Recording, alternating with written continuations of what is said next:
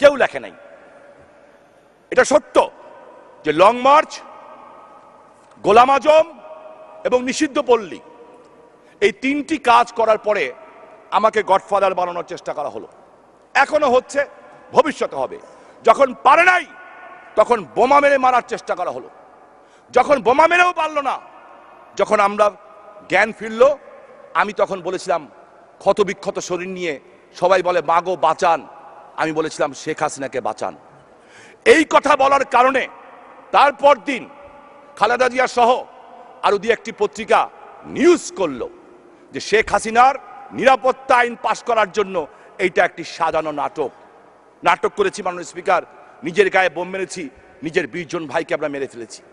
ঠিক একইভাবে 21শে আগস্টে আমার কথা সত্য প্রমাণিত হয়েছিল যে আমার নেত্রীকে ওরা মারতে চায়। এটা প্রথম না, এটা হচ্ছে, এখনো চলমান মাননীয় স্পিকার।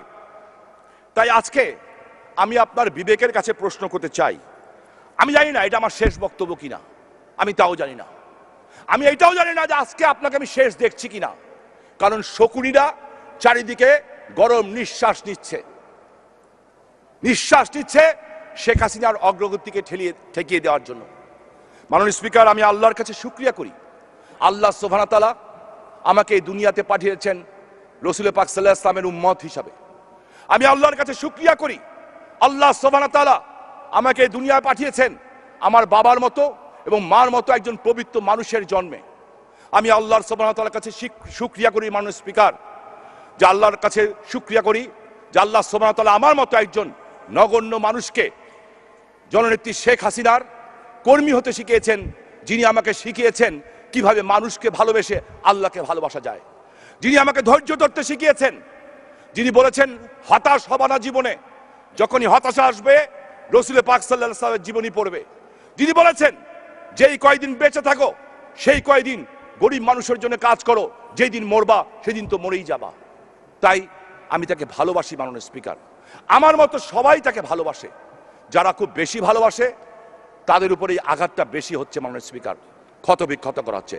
আমি তার প্রমাণ সহই আজকে আপনার কাছে কিছু তথ্য উঠায় ধরতে চাই।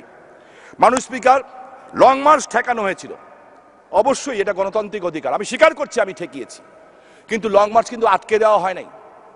লং মার্চটার সময় পরিবর্তন করে দেওয়া হয়েছিল, কারণ প্ল্যান ছিল ফেনীর কোনো এক জায়গায় খালেদা জিয়ার গাড়ির পিছনে 2টি বাস ছিল, ওই বাসে মাটি কাটার লেবার নেওয়া হয়েছিল, ওই বাস বোম মেরে উড়িয়ে দেওয়া হবে এবং দেশে একটা অশান্ত পরিবেশ সৃষ্টি করা হবে।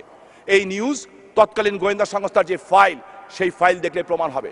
আমি নিজে 65 জন মানুষকে বাঁচানোর জন্য নিজের উপরে দায়িত্ব নিয়েছি, আমি তাতে অনুতপ্ত না। আমরা কিন্তু খালেদা জিয়াকে আটকে দেই নাই, বরঞ্চ বিরোধী দলের নেত্রীর যাতায়াত যাতে সঠিকভাবে যেতে পারেন চিটাগাংয়ে, আমরা সেই ব্যবস্থা করে দিয়েছিলাম।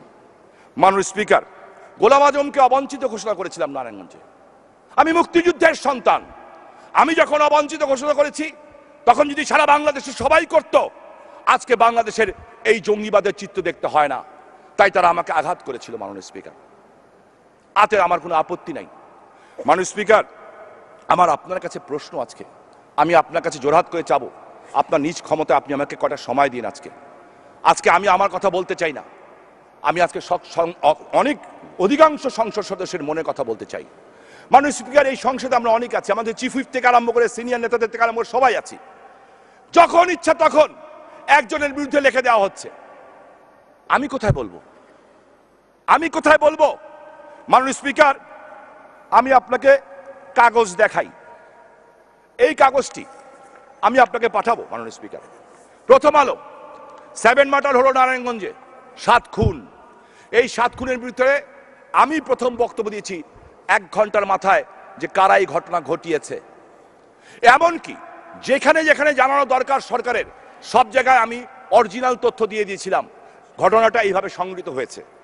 এবং সেইটা বলার পরে আজকে যখন 38 মাস পরে বিচার হলো, দেখা গেল আমার কথা সত্য। কিন্তু প্রথমে প্রথম আলো পত্রিকায় উঠল 1/6/2014 যে শামীম ওসমান এই খুনের সাথে জড়িত। 38 মাস ধরে বসে আছি, নোটিশ পাঠালাম যে সূত্রের নাম বলেন, ওনারা পত্রিকায় বললেন সূত্রের নাম বলতে পারি না, আমাদের বলার নিয়ম নাই। আমি ওয়েল, বলেন না, তাহলে আমি যদি একজন ক্রিমিনাল হয়ে থাকি, খুনি হয়ে থাকি, it is your duty to inform that to whom, যে তদন্তকারী কর্মকর্তা তার কাছে। আবার নোটিশ পাঠালাম, ওনারা উত্তর দিলেন না। আমি বললাম ওকে ফাইন, তুমি যদি স্বচ্ছন্দ বোধ না করো, আপনি স্পিকার, আপনি আমার অভিভাবক, আমি যদি অপরাধী হই, আমি তার কাছে লিখিত নোটিশ পাঠালাম, প্রত্যেকটা রিসিভ কপি আমার কাছে আছে, যে আপনি দয়া করে মাননীয় স্পিকারকে অবহিত করেন যে আমি কিভাবে জড়িত। উনি জানালেন না। আমি আবার নোটিশ করলাম, স্পিকারের প্রতি সন্তুষ্ট না থাকলে মহামান্য রাষ্ট্রপতিকে জানান। উনি জানালেন না। আমি তথ্য মন্ত্রণালয়ের চিঠি লিখলাম, তথ্য সচিবের কাছে, আমার সরকারের তথ্য সচিবের কাছে, 7/8/2014, 3 মাস পরে চিঠি পাঠালাম যে আপনাদের নিয়ন্ত্রিত একটা পত্রিকা আমাকে খুনি বলা হয়েছে, আমি এই নোটিশ পাঠিয়েছি, আমি তার প্রতিকার চাই। ওইখান থেকেও পেলাম না, ওইখান থেকেও পেলাম না। মাননীয় স্পিকার, আজকে তো রায় বেরিয়েছে, আজকে ওনারা কি বলবেন আমি জিজ্ঞাসা করতে চাই। আমি যদি মরে যেতাম তাহলে এই কথা বলার সুযোগ ছিল না। এর জন্য দায়ী আপনি স্পিকার। আমি আপনাকে উদ্দেশ্য করে বলি, কেন দায়ী? যদি লিটনকে সেই দিন 160 পরে কথা বলতে দিতেন, লিটন তার আত্মার তৃপ্তি দিয়ে বলতো, যেভাবে কান্নায় ভেঙে পড়ে ওই টেবিলের সামনে বলেছিল যে আমি এই কাজ করি নাই শামীম ভাই, আমি যদি না বেরোতাম আমাকে গুলি করে মারত। আমি বাংলাদেশের 90% সাংবাদিক ভালো মাননীয় স্পিকার, যারা ওয়াল ইলেভেন ঘটাতে চায়, আর কিছু আতেল সুশীল আছেন যারা এই ঘটনাগুলি নতুন করে চক্রান্ত শুরু করেছেন। চক্রান্তটা কি? শেখ হাসিনার প্রশ্নে যারা বিন্দু পরিমাণ আপোষ করবে না তাদেরকে টার্গেট করা হচ্ছে, চরিত্র হনন করা হবে, এমন ভাবে হনন করা হবে যাতে আগামীতে তারা রাস্তায় জনগণের সামনে যেতে না পারে, কিংবা দলের ভিতরেই বিতর্ক করা হবে। হয়তো দলের ভিতরেও কিছু লোক থাকতে পারে মাননীয় স্পিকার এগুলি করার জন্য, হইতেই পারে মাননীয় স্পিকার, কারণ এই দলে মোস্তাক তো এই দলেরই লোক ছিল মাননীয় স্পিকার। তাই আমি আজকে আপনার কাছে প্রশ্ন করি, বাদ দেন মাননীয় স্পিকার আমার বিরুদ্ধে কি লিখেছে, আমাদের এই সকল সংসদ সদস্যের বিরুদ্ধে কে লিখেছে, বাদ দেন। আমাদের কোনো ইজ্জত নাই, আমাদের কোনো সমাজ নাই, আমাদের বাসাবাড়ি নাই, আমাদের বউ বাচ্চা নাই, আমাদের কিচ্ছু নাই, আমাদের রক্তের কোনো দাম নাই। আমরা মরলে কেউ কাঁদে না, আমাদের রক্ত রক্ত না, আমাদের রক্ত নর্দমার ময়লা পানি, আমাদের রক্ত নর্দমার পানি। কিন্তু শেখ হাসিনা, উনি কে? শেখ হাসিনা তো জাতির জনকের কন্যা, জাতির জনকের কন্যা, আমার প্রধানমন্ত্রী, আমার নেত্রী। আমরা যারা 75-এর পরে এসেছি, শেখ হাসিনা আমাদের মা হয়, মা, আমাদের মাতৃতুল্য নেত্রী শেখ হাসিনা। 2001-11-এর সময় তার বিরুদ্ধে, যিনি সততার মূর্তমান প্রতীক, আমি যাকে দেখেছি, যাকে চিনেছি, আওয়ামী লীগ করি বলবো না, আল্লাহকে সাক্ষী রেখে বলতে চাই, আমি তো এরকম আল্লাহওয়ালা মানুষ দেখি নাই মাননীয় স্পিকার। আল্লাহকে সাক্ষী রেখে বলতে চাই, এরকম দেশপ্রেমিক আমি দেখি নাই মাননীয় স্পিকার।